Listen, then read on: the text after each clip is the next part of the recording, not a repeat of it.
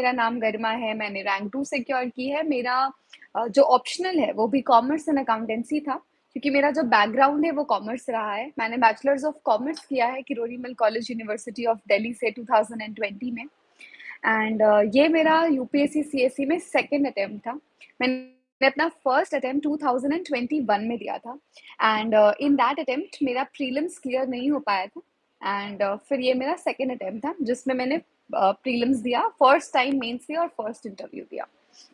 हाँ, सो प्रीलिम्स की तैयारी के लिए स्पेसिफिकली अगर मैं कुछ कहूँ तो आई थिंक GS1 और GS2 मतलब जो जनरल स्टडीज पेपर और सीसैट दोनों पर इक्वल फोकस करना बहुत इंपॉर्टेंट होता है, क्योंकि आजकल सीसैट का पेपर थोड़ा चेंज हो रहा है and it's getting tougher day by day. तो सीसैट को इग्नोर नहीं कर सकते। I have seen a lot of deserving aspirants जो कि बिकॉज सीसैट इतना टफ हो रहा है दे इग्नोर सीसैट या फिर उस दिन उस प्रेशर में सॉल्व नहीं कर पा रहे, they are out of this exam all together. So I think CSAT के लिए जो सबसे इंपॉर्टेंट चीज मैंने की थी being a non maths background student, वो है कॉम्प्रहेंशन पर फोकस करना, which you can do through UPSC के official answer key and official comprehension previous year questions. इसके अलावा रीजनिंग रीजनिंग थोड़ा कंपैरेटिवली इजी है मैथ्स से, तो अब रीजनिंग जैसे कि syllogism, blood relations, calendar, clock, इनके क्वेश्चंस को अच्छे से प्रैक्टिस कर सकते हैं और उसके लिए आपको कोई स्पेसिफिक बुक एक्सेट्रा की ज़रूरत नहीं है। यूपीएससी के ही प्रीवियस ईयर क्वेश्चंस को देखें एंड उससे रिलेटेड क्वेश्चन सॉल्व करें। तो सबसे पहले तो 2014 ऑनवर्ड्स जितने क्वेश्चंस हैं उनको सॉल्व कर लें and then whatever related questions you can find in any book which is made for maths and reasoning, आप उसको solve कर सकते हैं। And then for the maths part also, I think a lot of book does not need to be solved, but what you can do is pick up topics which are simpler, जैसे कि percentage, जैसे कि ratio, proportion, profit and loss। ये chapters थोड़े comparatively easy हैं and जो chapters आपको बहुत टफ लगे जैसे कि परम्यूटेशन कॉम्बिनेशन या फिर प्रोबेबिलिटी, ये करने की ज़रूरत नहीं है। अगर आप मैथ्स में बहुत कंफर्टेबल नहीं है, इसमें आप अपना उतना टाइम ना वेस्ट करें। तो अगर आप कंफर्टेबली 50-60 क्वेश्चंस कर पा रहे हैं in CSAT, I think that is more than enough. और उस दिन आपको वहां उस 2 घंटे में डिसाइड करना पड़ेगा कि आपको कितने क्वेश्चंस करने हैं depending on the level of exam. हो सकता है आपने अपने मॉक टेस्ट में तैयारी करते हुए ये प्रैक्टिस किया कि आप 60-65 क्वेश्चन अटेम्प्ट करेंगे, बट जो पेपर आया उसकी डिफिकल्टी लेवल ज्यादा थी, तो आपको अपना जजमेंट वहां अप्लाई करना है। फॉर एग्जाम्पल 2022 सीसैट में डिस्पाइट मैंने सोचा था कि मैं 55-60 क्वेश्चंस अटेम्प्ट करूंगी, आई अटेम्प्टेड 40-42 क्वेश्चंस ओनली, क्योंकि मुझे लगा यही सेफ स्पॉट है जितना में मेरा प्रीलिम्स क्लियर हो सकते हैं and I got a 79 in CSAT. तो ये सीसैट के लिए हो सकता है। इसके बाद नेक्स्ट क्वेश्चन है आपने एसए की तैयारी कैसे की। तो मुझे लगता है कि एसए की तैयारी के लिए आप सबसे पहले अपना जीएस मेंस का जीएस कंप्लीट कर लें। जब आप अपना मेंस का जीएस कंप्लीट कर लेते हैं पूरी तरीके से, it gives you a lot of content जो आप यूज कर सकते हैं अपने किसी भी आंसर लिखने में, क्योंकि आपने अगर एथिक्स पढ़ा है तो आपको बहुत सारे एथिक्स की थ्योरीज पता है, एग्जाम्पल्स पता है, जिसके थ्रू आप अच्छे आंसर्स लिख पाएंगे एसए में। और एसए में आई थिंक अगेन यूपीएससी के प्रीवियस ईयर एसेस को प्रैक्टिस करना बहुत इंपॉर्टेंट है। आप उसे प्रैक्टिस करें, उसका स्ट्रक्चर बनाकर देखें एंड इसके अलावा जो आप कर सकते हैं वो है किसी भी इंस्टीट्यूट का in UPSC previous year essays का सॉल्यूशन देखना। उससे क्या होगा, आपको पर्सपेक्टिव मिलेगा कि मैंने इस एसे के लिए ये सोचा, मैंने उसको इस तरीके से इंटरप्रेट किया एंड आप उसको दूसरी तरीके से इंटरप्रेट कैसे कर सकते हैं। तो ये एसे के लिए किया। एसे में सबसे इम्पोर्टेंट है प्रैक्टिस करना, दूसरी बात क्रिएटिव रहना और एक टेम्पलेट फॉर्म में ना लिखकर थोड़ा क्रिएटिविटी दिखाना। आप एक एनेक्डोट से स्टार्ट कर सकते हैं, किसी कोट से स्टार्ट कर सकते हैं। तो ये ऐसे के लिए मैं कहना चाहूंगी। नेक्स्ट है कि आपने ऑप्शनल की तैयारी कैसे की। तो मेरा जो ऑप्शनल है वो कॉमर्स एंड अकाउंटेंसी था। मैंने सबसे पहले तो ऑप्शनल के लिए देखा कि मार्केट में कौन सा रिसोर्स अवेलेबल है। मैंने इसके लिए रैंकर्स से पेपर 2 के लिए गाइडेंस भी ली। तो आपको एक बार जब रिसोर्स मिल जाए कि आपको अपने ऑप्शनल के लिए क्या रिसोर्स रेफर करने हैं, आप उसके शॉर्ट नोट्स बनाएं।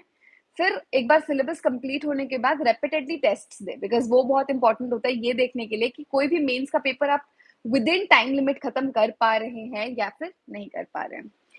नेक्स्ट क्वेश्चन है कि आपने GS1, GS2, 3, 4 की तैयारी कैसे की? इन सब के लिए आई थिंक सबसे इम्पोर्टेंट है जो सिलेबस है, आप उसको निकालें, अपने वॉल या जहाँ पर भी आप पढ़ते हैं स्टडी टेबल उस पर पेस्ट करें एंड देन आप एक-एक पेपर वाइज़ बिगिन करें बिकॉज़ या फिर आप 2 पेपर साइमल्टेनियसली उससे ज़्यादा नहीं क्योंकि फिर उस तरीके से वो हैफ़-अज़ार्ड प्रिपरेशन से आपकी इनकम्प्लीट प्रिपरेशन रह जाती है। तो आप मेबी GS1 और 4 को साथ में पिक करें and then you can start preparing. GS1 and 4 साथ में इस वजह से because they are mostly static as compare to GS2 and 3 जिसमें आपको बहुत ज़्यादा करंट अफेयर से अपडेटेड रहना पड़ेगा इवन उस 3 महीने के दौरान, जो आपके प्रीलिम्स और मेंस के बीच में रहते हैं। So you can do that. जो भी एक-एक वर्ड ऑफ द सिलेबस है, उस पे आपके पास कुछ नोट्स होने चाहिए। या तो आपने जो भी कोचिंग एक्सेट्रा ली है, उसके नोट्स यूज़ करिए या फिर एक-एक word if you just type let's say federalism और आप उसको गूगल पे फेडरलिज्म यूपीएससी टाइप करेंगे, आपको 4-5 वेबसाइट्स लाइन से मिल जाएँगी। जिस भी वेबसाइट का आपको फ़ॉन्ट अच्छा लग रहा है, दिखने में सही लग रहा है, एक्सेसिबल लग रहा है, कंटेंट बढ़िया लग रहा है, मिस्टेक्स नहीं मिल रही हैं, because there are a lot of online websites जहाँ पर आप कुछ ना कुछ मिस्टेक आइडेंटिफाई कर पाएँगे। तो अगर ये सब है fair enough then what you can do is simply आप उसको वहाँ से पढ़ के उसके नोट्स फिर बना के रख लीजिए।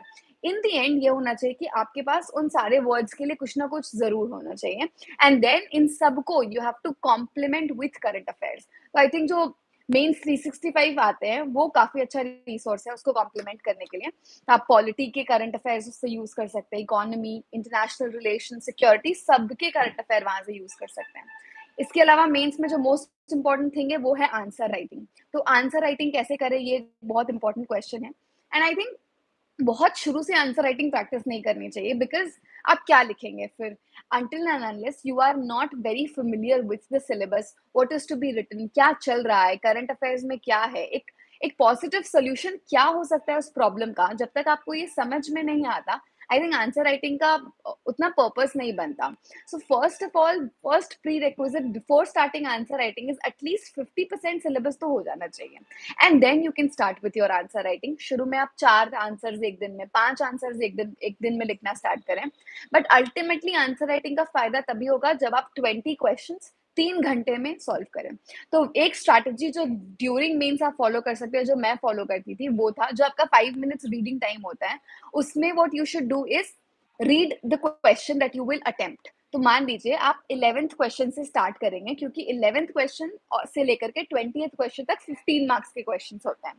तो मान लीजिए आप 11th क्वेश्चन से स्टार्ट करते हैं, तो आप उस रीडिंग टाइम में 11th क्वेश्चन का आंसर सोच लीजिए कि मैं इसमें ये लिखूंगा, इससे स्टार्ट करूंगा, इसका कंक्लूजन ये दूंगा। आपको वो लिखना नहीं है रीडिंग टाइम में ऑब्वियसली, बट आप अपने दिमाग में एक फ्रेमवर्क बना लीजिए and then you can do it for at least 2 more questions. So 11, 12, 13 के बारे में मैंने सोच लिया 5 मिनट में कि मुझे क्या करना है।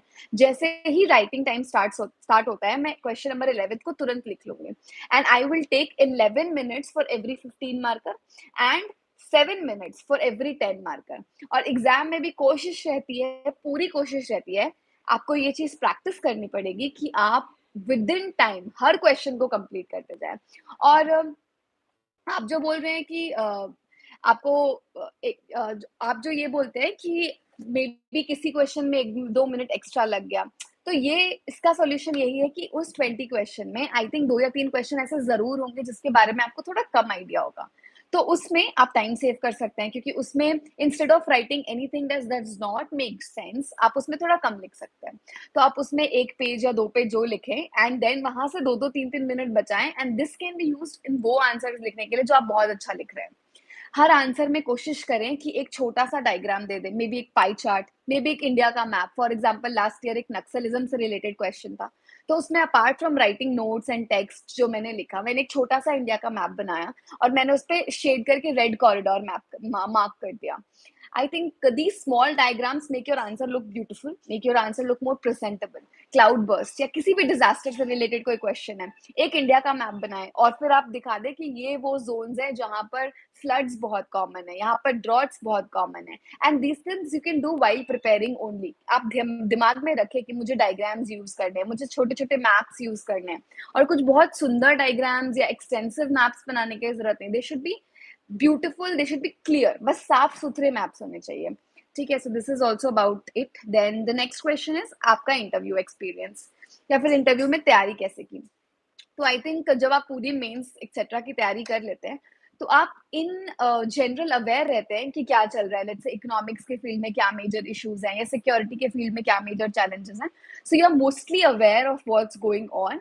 आपको ओपिनियंस फॉर्म करना इंपॉर्टेंट होता है ऑन द कंटेम्प्रेरी इशू, इसके लिए आप न्यूज़पेपर्स रीड कर सकते हैं। And not only one, I would suggest multiple newspapers read करें, 2 तो मिनिमम रीड करें। अगर आपका ऑप्शनल इकोनॉमिक्स है या फिर कॉमर्स है, जैसे कि मेरा था, तो मैंने एक बिजनेस न्यूज़पेपर भी पढ़ा साथ में।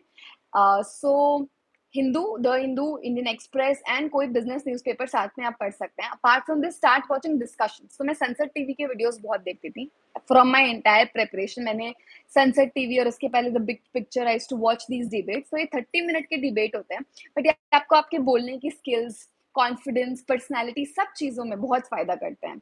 Second part of your interview preparation is डैफ। तो आपका जो डिटेल्ड एप्लीकेशन फॉर्म होता है, जिसमें आप अपने बारे में सब कुछ बताते हैं कि आप कहाँ से हैं, आपकी स्कूलिंग, आपका ग्रेजुएशन, आपका stream, job experience, hobby, achievement, इन सबसे क्वेश्चन पूछा जाना जेन्युइन है, ताकि ये पता चले कि आपने आज तक जो भी किया है, आपने उसे डेडिकेटेड तरीके से किया है। इट्स जस्ट नॉट कि आपने लिख दिया अपने फॉर्म में कि मैंने एक बीकॉम की डिग्री ली है।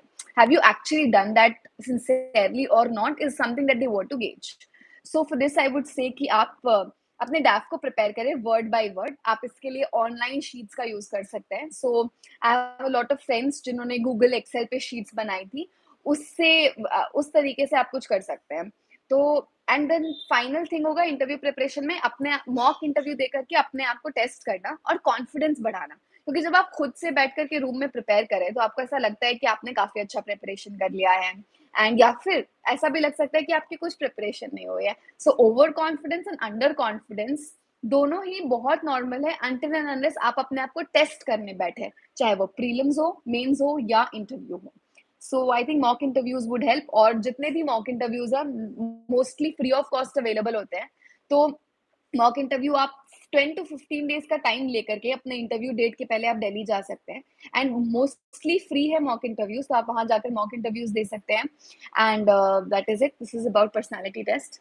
आप अपने बुक लिस्ट के बारे में बताइए, तो आई क्विकली शेयर प्रीलिम्स के लिए बुक लिस्ट। पॉलिटी के लिए I read Laxmikanth. Apart from this, मैं ऑनलाइन वेबसाइट्स पर जो भी टॉपिक है जो नहीं समझ में आता, सो यूपीएससी करके डाल देती थी, जो भी आता मैं उसे पढ़ती थी। पॉलिटी के अलावा हिस्ट्री, मॉडर्न हिस्ट्री के लिए मैंने स्पेक्ट्रम, राजीव वहीर सर की बुक पढ़ी, और उसमें अपार्ट फ्रॉम पार्टीशन के आगे भी मैंने 5-6 चैप्टर्स पढ़े, जैसे कि working class movement, patient movement. ये चैप्टर्स भी मुझे लगता है कि प्रीलिम्स के लिए इंपॉर्टेंट हो जाते हैं।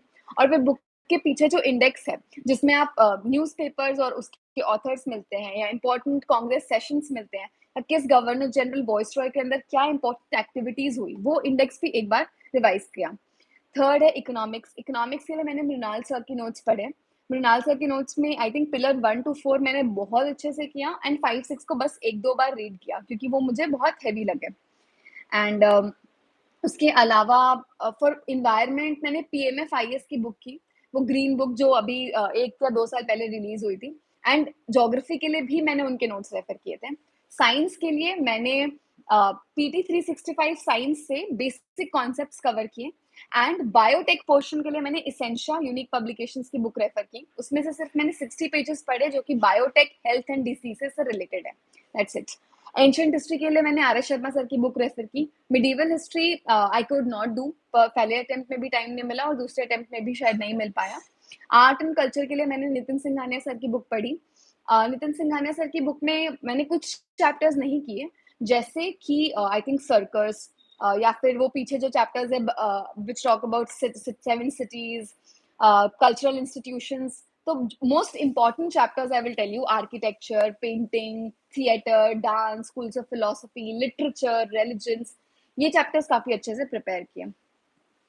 तो ये मेरी प्रीलिम्स की बुक लिस्ट थी। इसके अलावा if I talk about previous year questions का क्या importance, I think this is a very important question. Prelims और मेंस दोनों के लिए, एंड इवन इंटरव्यू के लिए, जो प्रीवियस ईयर क्वेश्चन होते हैं वो है इंटरव्यू ट्रांसक्रिप्ट। सभी के लिए previous year question is the key, is it's very important. ऐसा हम क्यों बोलते हैं? क्योंकि प्रीलिम्स में उसको कैसे एनालाइज करना है। सबसे पहले आपने कुछ पढ़ा, आपने पॉलिटी लक्ष्मीकांत के 10 चैप्टर्स पढ़े। अब आप उस सेक्शन से रिलेटेड प्रीवियस ईयर क्वेश्चंस की बुक पढ़े, आप उसमें देखिए कि कैसे क्वेश्चंस पूछे जा रहे हैं। सो यू ट्राई टू आपको कॉन्फिडेंस मिलेगा कि आपने जो पढ़ा है उसी लाइन्स पर क्वेश्चन पूछे जा रहे हैं। आपको अपने बुक या रिसोर्स के बारे में पता चलेगा कि जो भी बुक मैं रेफर कर रहा हूँ, क्या उससे क्वेश्चंस पूछे जा रहे हैं? अगर नहीं तो आप उसी समय अपने बुक को चेंज कर सकते हैं। एंड थर्ड थिंग ये होता है कि आप उससे अपने बुक में एडिशंस कर सकते हैं। For example preamble let's say आपने पढ़ा और उससे कुछ क्वेश्चंस लास्ट ईयर पूछे गए थे। ऑल्दो आपने प्रियम्बल पढ़ के खत्म कर लिया, लेकिन आपने प्रियम्बल पढ़ के खत्म कर लिया, बट उसमें कुछ क्वेश्चंस थे जो पूछे गए जो उस बुक में नहीं दिए। You can write it there, एक स्टिकी नोट लिया और लिख ले। एक क्वेश्चन आया कि आप प्रीवियस ईयर क्वेश्चन खुद करें या फिर कोई बुक परचेज करें। आई थिंक आप कोई बुक परचेज कर सकते हैं। A lot of books are there जो कि प्रीवियस ईयर क्वेश्चंस के ऑप्शंस को एनालाइज करके दे रहे हैं, साथ में कुछ एडिशनल इन्फॉर्मेशन दे रहे हैं। आई थिंक थोड़ा ज्यादा हैंडी हो जाता है, क्योंकि अगर आप हर प्रीवियस ईयर क्वेश्चन को प्रिंट करते हैं, आपको उसको प्रिंट करने में मेहनत, सब बुक को कंपाइल करने में मेहनत, फिर आप उसमें कुछ मार्क करेंगे, एडिशनल इन्फॉर्मेशन लिखेंगे, ये सब कुछ बुक में ऑलरेडी होगा। कोई भी प्रीवियस ईयर क्वेश्चंस का बुक आप रेफर कर सकते हैं। मेंस के लिए नोट मेकिंग के लिए मैं यही बोलूंगी कि बहुत ज्यादा नोट मेकिंग नहीं करनी है। अगर आपको कहीं पर कोई कंपाइलेशन इजीली मिल रही है जहां पर सब कुछ नोट्स फॉर्म में है, आप उसके नोट्स मत बनाएं। बट आपको अगर नहीं मिल रही, then I think loose A4 sheets पर नोट्स बनाना आसान होता है, क्योंकि आप उसमें बीच में कुछ भी ऐड कर सकते हैं। कोई भी शीट को ऐड करके उस नोट्स को और कॉम्प्रहेंसिव बना सकते हैं। तो ये आप कर सकते हैं। 2-3 सोर्सेज से मिलाकर एक टॉपिक का हेडिंग दिया और फिर उस पे वहीं पर मैप ऐड कर लिया कि आप जितनी बार उस नोट्स को पढ़ेंगे, आपको वो मैप दिमाग में रहेगा कि मैप तो था, तो मुझे भी वो मैप बनाकर आना है।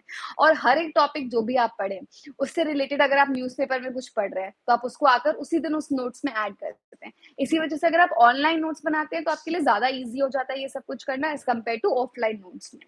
बट ये आपके प्रेफ़रेंस की बात है कि आप ऑनलाइन नोट्स या फिर ऑफलाइन नोट्स जो भी रेफ़र करना चाहते हैं। I think coaching. So UPSC में कोचिंग कितनी important is one question that everyone wants to ask. मैंने जीएस के लिए कोई कोचिंग नहीं की थी, एंड आई थिंक ऑप्शनल के लिए मैंने गाइडेंस लिया था, क्योंकि कॉमर्स एंड अकाउंटेंसी एक बहुत ही टेक्निकल ऑप्शनल है, तो मुझे लगा कि मुझे इसके लिए और मुझे अच्छी गाइडेंस मिली, so I went for that. But general studies के लिए I did not take, but it also depends on your strength and your weakness, also your accessibility. अगर आपको लगता है कि आप एक छोटे शहर में रहते हैं जहाँ पर कोचिंग नहीं है और आप अपने घर पे कंफर्टेबल है पढ़ने में, आप सिर्फ इस वजह से दिल्ली जाना चाहते हैं, वहां जाकर कोचिंग करना चाहते हैं क्योंकि आपको ऐसा लगता है कि सब लोग जा रहे हैं और सब लोग वहीं से प्रेपरेशन करते हैं, तो ऐसा नहीं है।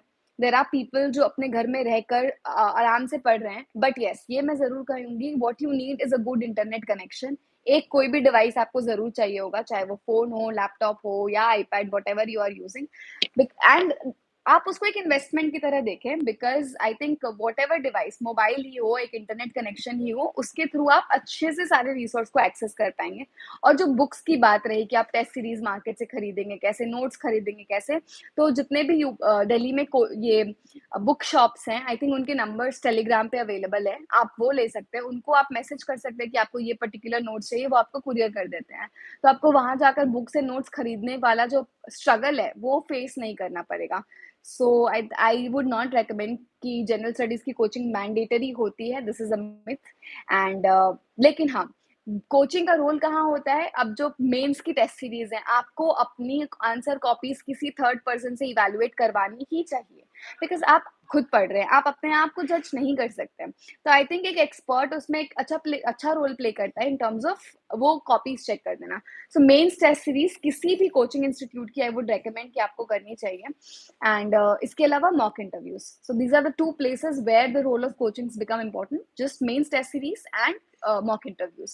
क्योंकि वहां पर एस्टीम्ड पैनलिस्ट होते हैं जो पहले या तो बोर्ड मेंबर रह चुके हैं या फिर उनमें काफी नॉलेज है, उनसे बात करके आपको अपने कंडक्ट के बारे में पता चलेगा कि आपको किस तरीके से बात करनी है, आपके ओपिनियंस बहुत ज्यादा लिबरल या फिर बहुत ज्यादा एलियनेटेड नहीं होने चाहिए, main stream common relevant views होने चाहिए आपके। आप प्रैक्टिकल बातें करें, लॉजिक बात करें, आप कुछ बहुत आइडियलिस्टिक बात ना करके आए, ना ही आप कुछ बहुत ही इनप्रैक्टिकल बात बोले। तो ये सब कुछ आपको उसके थ्रू पता चलेगा। नेक्स्ट है एनसीईआरटी कितनी इम्पोर्टेंट है। तो एनसीईआरटी 6 टू 12 पढ़ना ऐसा कोई रूल नहीं है। मान लीजिए आपको लक्ष्मीकांत पढ़नी है, पॉलिटी पढ़नी है, तो लक्ष्मीकांत तो पढ़नी है, ये बात सबको पता है। बट अगर आप डायरेक्टली लक्ष्मीकांत से स्टार्ट करेंगे तो आपको कुछ प्रॉब्लम्स हो सकती हैं, क्योंकि अब मान लीजिए कुछ समझ में नहीं आया। सो फॉर एग्जांपल मैंने फर्स्ट टाइम स्टार्ट किया लक्ष्मीकांत से, मुझे काफ़ी प्रॉब्लम्स हुई समझने में, कुछ टॉपिक्स समझ में नहीं आए। देन आई सेड कि मैं 9th से एनसीईआरटी पिकअप करती हूँ। फिर 9th, 10th, 11th, 12th की एनसीईआरटी पढ़ी, उसमें काफ़ी सिंपल टर्म्स में सब कुछ एक्सप्लेन किया गया। उसके बाद मुझे लगा अब इससे पहले की एनसीईआरटी पढ़ने की ज़रूरत नहीं है, क्योंकि जो लक्ष्मीकांत में दिया है मुझे समझ में आ रहा है। सो आई थिंक ये कर सकते हैं आप कि आप अपने हिसाब से देखिए। आप पहले स्टैंडर्ड बुक उठाइए, फिर आपको समझ में आएगा कि मुझे ये समझ नहीं आ रहा, ज़्यादा टाइम वेस्ट मत करिए, एनसीईआरटी पे पहुँच जाइए। अगर आपका इकोनॉमिक्स बैकग्राउंड है तब